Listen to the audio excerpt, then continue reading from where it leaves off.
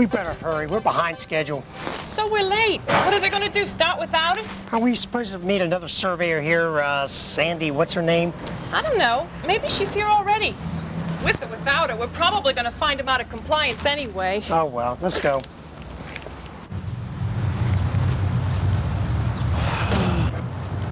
Hey, wait for me. I hope you're the survey team. Yeah. I'm Sandra Smith. Hi, Sandy. I'm Max Billing, and that's Joan Houston back here. We're late as usual. You have surveyed before, right? No, not really, but I'm an RN of 7 years. Oh, well, we'll figure out what you can do later. Right now, we're late for this entrance conference. Come on, Joan, let's go. That's no way to start a survey, is it? Unfortunately, although the majority of surveyors are sensitive and highly effective, some of us have room for improvement. We're going to take a look at surveyor attitudes and behavior and discuss the importance of diplomacy, good manners, and consideration for the feelings and dignity of others. We're concerned about protocol because surveyor attitudes and behavior can, and usually do, have a direct influence on the overall success of the survey. An appropriate surveyor appearance and demeanor facilitates respect and cooperation from the facility's staff. And this cooperative relationship tends to encourage prompt and effective correction of cited deficiencies. Surveyor arrogance, rudeness, or thoughtlessness, on the other hand, often leads to adversarial inclinations and protests on the part of a facility. Surveyor protocol permeates the entire survey process, but your overall appearance and manners, how you conduct the entrance conference, how you interact with residents and staff members, and how you handle the exit conference are the focal points of our program. While much of what we'll cover can be thought of as common sense, as surveyors, we sometimes get too caught up in details and don't take the time to think about the importance of working relationships in accomplishing our goals. That's what we hope to do here. Sensitize you to be more aware of how you may be perceived by others and how to improve your interpersonal skills. Let's begin with a brief discussion of clothing. While there is no standardized dress code for surveyors, sensible judgment should prevail. Wear apparel that is appropriate to your region of the country, as well as to your professional role. Keep in mind that you are an official government representative on duty, involved in a business mission.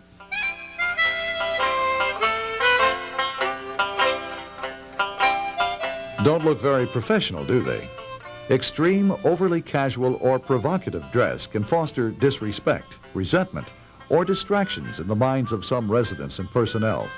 This often results in communication barriers that interfere with your ability to obtain all the information you need.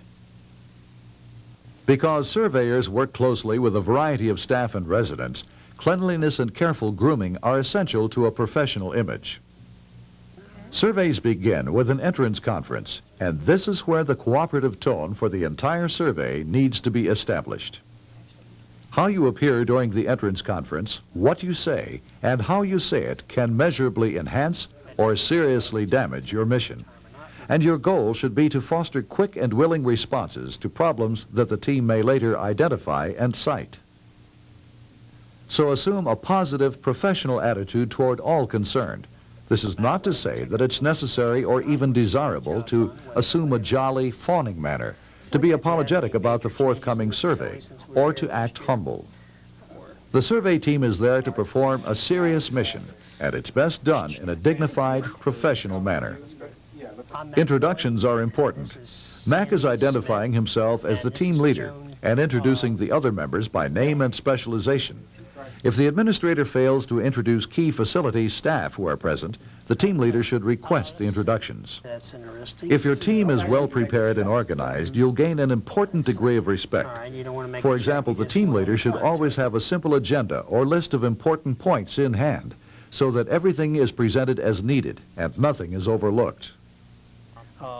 The team leader should always specify carefully but concisely the purpose, time schedule, and procedures of the survey, even though these points may have been covered during previous visits. This helps avoid any misconceptions or misrepresentations. Your team will have certain specific requests of the administrator and the staff, and the emphasis should be on requesting, not ordering. An arrogant or commanding approach is not only unnecessary, but is usually counterproductive. Instead of, here are some things you're going to have to supply, a less confrontational way of phrasing the same question would be, here are some of the things we're going to need, or here are some important things that we'll appreciate your arranging. Let's see how Mac handles it. Okay, we would appreciate it if you could provide us complete access to your facility. That would also mean your files or records as we go through the facility. We may be looking for those.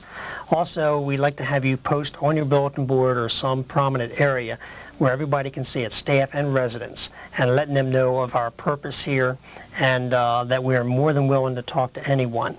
That's very important.